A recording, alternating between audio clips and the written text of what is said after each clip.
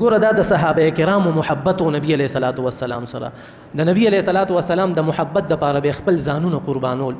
حضرت انس رضی الله عنه فرمایي چې کوم ورځ باندې نبی علیہ الصلوۃ والسلام وفات شو وای مونږ د څه خپو ته به ک په مونږ باندې یو غر را پریوته دي. حضرت علی رضی الله عنه بهوش شو. حضرت عثمان رضی الله عنه بالکل په خپل باندې گم سم شو ګونګا شو خبرې نشوي کوله.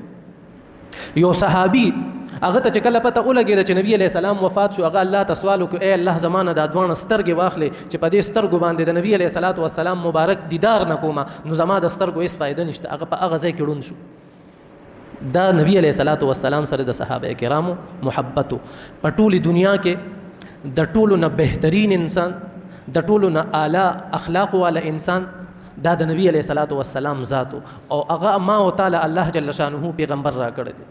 د ټولو نه اعلی ترین صفات والا انسان د ټولو نه بهترین اخلاق والا انسان د ټولو نه بهترین معاملات والا انسان دا د نبی علیہ الصلوۃ والسلام ذات.